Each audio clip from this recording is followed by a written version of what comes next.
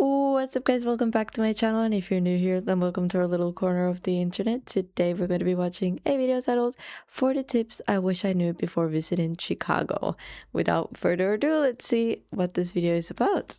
I used to live in Chicago, and it's one of the most misunderstood cities in the world. So my goal here is to set you up for success. We're going to cover a lot. Going to talk about some of the most common mistakes people make, talk about overrated and underrated spots, some food recommendations, and areas of town to stay in versus where you should actually hang out, because there's some important distinctions there. So the first mistake people make This wherever where you should actually hang out, because wherever he is looks very Scandinavian. I wonder where he's from. But Chicago is definitely one of the places that I really do want to visit. And it looks gorgeous. So I'm excited to see this video. Hopefully we get some really good tips, and hopefully I'll remember to rewatch it before I go to Chicago. There's some important distinctions there. So the first mistake people make is not realizing that the time of year that you visit has such a drastic impact on how you engage with this city. You could make an argument that for 3 months out of the year, this is the best city in the world. And for the rest of the year, oh my gosh, it's maybe not even top 25. Like, the weather has such an impact. So be cognizant of that. If you're visiting in the summer to early fall, it's going to be easy to enjoy. But if you're visiting during the winter, don't expect blue skies, expect things to be cold, and just readjust expectations. You're going to want to have a lot more indoor activities planned compared to the summer and fall, where you're going to want to be outside. Another really important thing to note is that the public transit here is probably the best you're going to find anywhere in the US. It is fantastic. Our main system is called the L, and it works like a charm. It's so connected throughout the city, and it really is safe. And we'll touch on more safety stuff in a minute, but don't let anybody deter you from using it. It really should be your go-to method of getting around town. And don't forget to recognize that this isn't just a subway underground. You're going to see it all over the city, and it is beautiful. So take a minute to recognize it and just appreciate it. And this is something that maybe I've changed my mind on, like, watching these videos, is that I thought at the start that maybe going to America, for example, alone would not be safe at all, but like in these big cities. But after watching like so many videos and seeing how diverse the cities are, and like, I honestly don't feel like I would be unsafe at all. Like, I'm not worried for my safety traveling to America in general. I know, well, that didn't really have to do anything with the train, but just saying. Look, I get that using a new public transit system can be scary, but we really simplified the system here. You no longer have to buy like a card or special ticket. Now you can just tap right in and out with your digital wallet on your phone or with your credit card. I hate going to new countries and not knowing how to buy a train ticket. It really is worth your time. Now, another common mistake that people make is they pick the wrong airport. Everybody seems to talk about O'Hare, and I get it. It's the bigger airport. It is the international airport. But if you're looking for convenience and are flying domestic, you should probably fly into Midway if you're planning to use public transit to get into the city. O'Hare, it's about a 50-minute ride into the loop, which is what we call the center of the city. And from Midway, it's only about 25 minutes. So you can save yourself a lot of time and a lot of the stress if you fly into Midway, where it's just a lot less packed. So keep that in mind. Another mistake that some people make is not realizing how walkable this city is and how much that actually changes the experience. So yes, rely on that public transit when you're going longer distances, but don't be afraid of walking.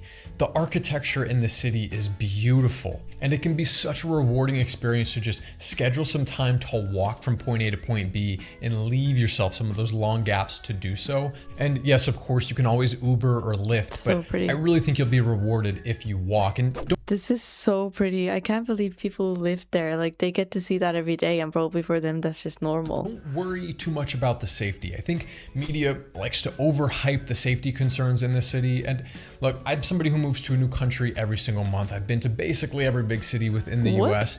Chicago is no different than anywhere else. There are pockets of crime, but if you're a tourist, you're not going to end up anywhere near those spots. As long as you're staying anywhere in this circle, you really have nothing to worry about as long as you're using common sense. So don't let anybody scare you. Now, probably the worst mistake you can make as a tourist is getting trapped in this area around the Magnificent Mile. And I understand why it happens.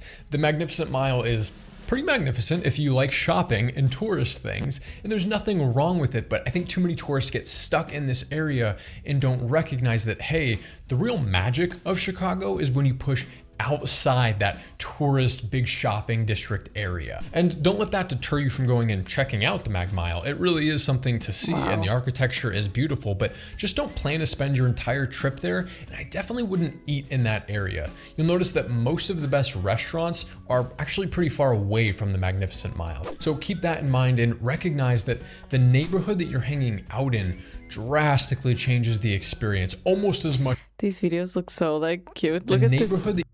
Look at the, I don't know if you see, but here in the corner, like in this corner, the girl just skipping in there. Like all these video clips look so happy and so bubbly. Far away from the Magnificent Mile. So keep that in mind and recognize that the neighborhood that Look at her hanging out in drastically changes the experience almost as much as the weather changes how you interact with the city. So I'll help kind of explain what areas of town are best for what sort of experience you want. But first, let's talk about some of the underrated and overrated things that you might interact with. The first spot on everybody's list tends to be Navy Pier. And Navy Pier really is impressive. It is huge. People underestimate how long it takes to walk from one end to the other. But to be honest, it's one big tourist trap. It's not to say that locals don't go and experience the views and just use it as a stroll place, but I'd be really careful about how you spend your money there. Now, an underrated spot is the lakefront, and this is a gorgeous area to just walk and take in the sights and just go for a stroll. You're gonna see tons of locals, especially if it's in those warmer weather months.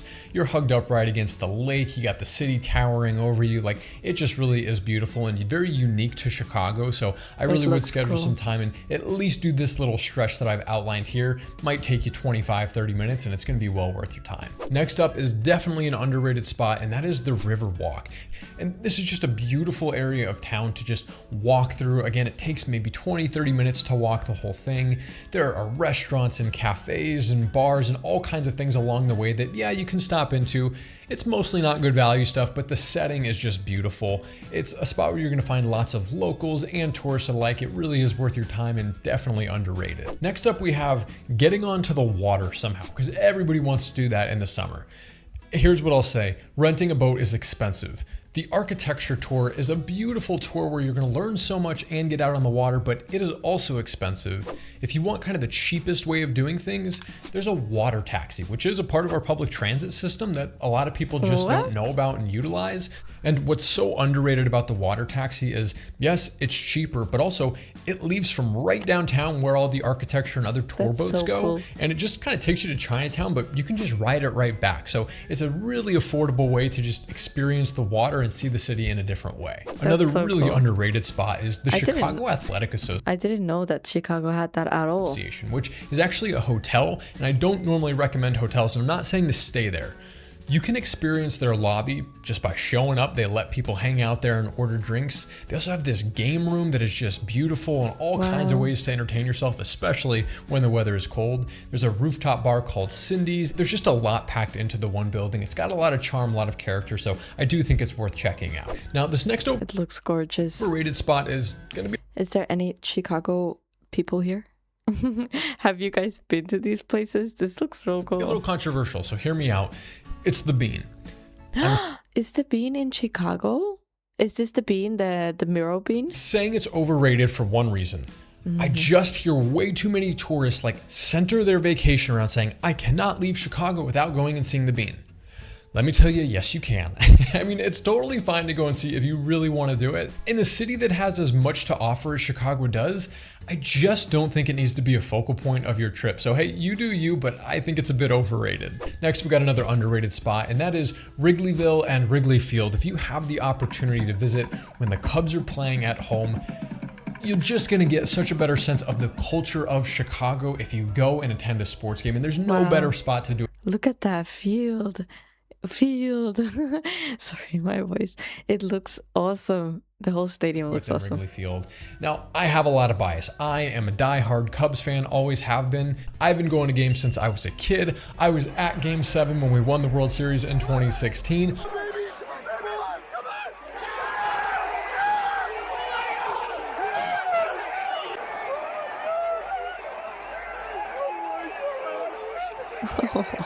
We are such fanatics in my family that my dad actually wanted to name me Wrigley. Luckily, my mom said no, and my dog's name was Wrigley. Definitely go up and just experience the culture and walk around Wrigleyville if you have the opportunity to. Now, let's talk about food, because Chicago is one of the best food cities in the entire world. So much to eat here. I'm gonna give you just a few high level, like my favorite spots, but if you want all my recommendations, I made a free digital download guide with all of them. You can scan the QR code right here, or there's a He is doing God's work. link in the description. Pick that up. I hope it's helpful for you. But first spot is Gilt Bar.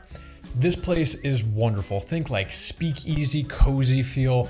All the food is, it's just fantastic. Great vibe. I highly recommend that spot. You will need a reservation, but it is worth your time. Now, if you're a fan of Mexican food, there's a spot called Zuko, another wonderful restaurant, such good flavors. Zuko is really wonderful value for your money, and I don't think you're gonna be disappointed. Now, if you're wanting to branch out into one of those more neighborhoody feels, which we will get back to the neighborhoods, there is a spot called Lula in one of the more local areas, and this is one of the hottest tables in town. Think farm to table concept. Everything is so healthy, so good, but just so flavorful. Everything is done with a lot of attention and detail. Now, there are 3 foods that you have to try when you're in Chicago. Otherwise, you're probably doing it wrong. Chicago deep dish. Is deep dish pizza? Is deep dish? I can't speak today. Pizza from Chicago, isn't it? First, which is deep dish pizza. And yes, you do have to try it. I am not here to tell you which is best. I'm not here to start a war. The tip here is definitely go and try one, and also recognize that tourists make the mistake of saying, hey, I'm just gonna walk into the pizza place, I'm gonna order it, and I'll be out the door in 30 minutes. No, that's not how this works. Deep dish requires a long time in the oven, so oftentimes you're gonna be waiting 45 minutes after your order, and if you're trying to go at like a prime, like dinner time, sometimes the waits are like an hour, 2 hours long just to get your pizza. So just do some planning ahead of time. But a trick here is that some places like Giordano's, they'll have lunch specials. Well, they'll pre-make like your standard deep dish pizzas like cheese and pepperoni sausage. So you'll actually be able to walk in and be out the door in about 10-15 minutes. So if you're in a rush, consider that. Now, the second Chicago staple that you have to try is an Italian beef sandwich. If you're a fan of the French dip, oh my gosh, I'm about to blow your mind. This thing is fantastic. Do it right. You have to get it dipped. You got to get it with all the peppers on it. It is fantastic. It'll change your life. I will tell you where to get it in just a second, because there's another item that you need to try. The third item is a Chicago hot dog, which means it has to be Vienna beef. Vienna beef hot dog with everything on it.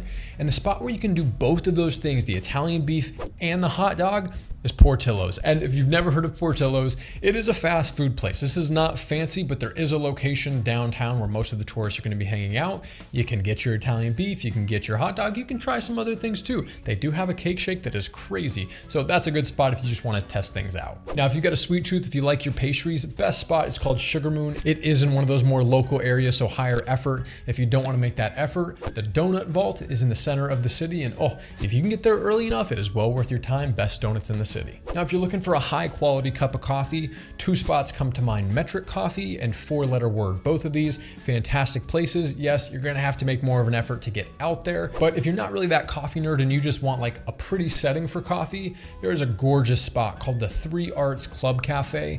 This is close to where most of the tourists are gonna be hanging out. Beautiful building, just stunning. Products aren't the best. It's the setting that you're paying for, and it really is special. All my other coffee recommendations are in the guide, and also in the guide are those olive trees that you're paying for, and it really is special. Wow, that outside area looks so nice. All my other coffee recommendations are in the guide, and also in the guide you'll notice I did link to Cuppa Chicago, which is an Instagram account run by one of my good friends, Hannah. She's the expert on Chicago coffee. She's been to hundreds of coffee shops in Chicago, so if you're looking for the recommendations, don't hesitate to reach out for her. She's awesome. Now, let's talk about the areas of town that you might want to stay in and where you might want to hang out in. And again, huge distinction here. So I'm going to grade everything of stay, hang, or both. First spot is the Fulton Market, and this is just on like the outskirts of the city. Just a really cool young area of town, great for nightlife, tons of great restaurants over there. It is well worth your time. I'll say that this one gets a thumbs up on both stay and hang. Next up, we have Gold Coast, and this is a gorgeous area of town. It is a bit upscale, things are pricey, but it is gorgeous. It is very, very safe. It puts you in close proximity to the beach. It's also right at the top of the Magnificent Mile, so great access to that, good access to public transit, you're close to Lincoln Park and other areas. Just recognize it is a more expensive area of town and it kind of has that old money feel, but it really is comfortable for most people. Next up, we have Streeterville, and unfortunately, I'm going to say that this area is a skip on both visiting and staying. This is the area where I used to live, and it's just too far from the public transit for you to reasonably stay there, and there's just nothing too special about going and actually seeing. Shout out to the Ogden Slip, but it's not really worth your time as a first timer, so skip Streeterville. Next up, we have Lincoln Park. Interesting. And this is a gorgeous area of town, very local. It's on the north side. It's very, very safe. It definitely has that more residential feel. I'm gonna say it's great to visit, not this looks so pretty to stay as a first timer because you're just a little too far from the action for most people's liking. Next up, we got River North, and this is a really popular place amongst tourists, and it makes a lot of sense.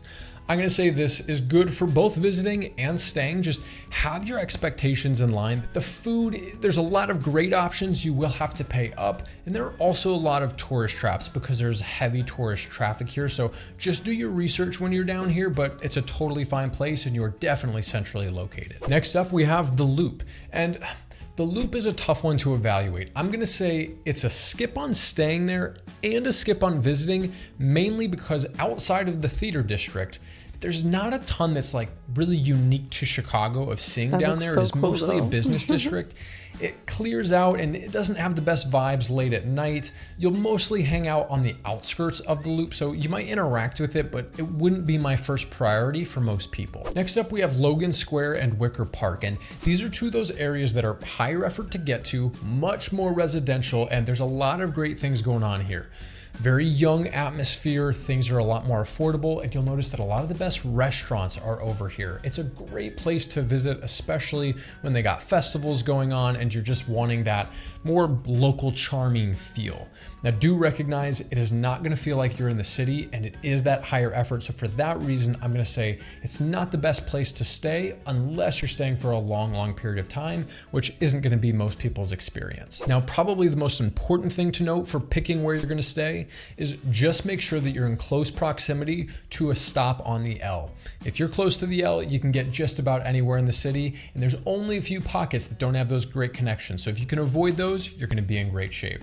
I hope this was helpful. I hope it all made sense. If you have questions, leave it in the comment section down below. I hope you enjoy Chicago, and we'll catch you guys next time. I used to live. This is a very, very good video. I wish there was videos like this of every place because this is like great to watch if you're going to travel to Chicago. I really enjoyed that thoroughly, and he also explained very well the different like parts of Chicago and why not. Interesting. Thank you guys for joining me for this video. I really hope you enjoyed it as much as I did. And yeah, please leave a like, subscribe if you haven't yet, and I'll see you guys in the next video.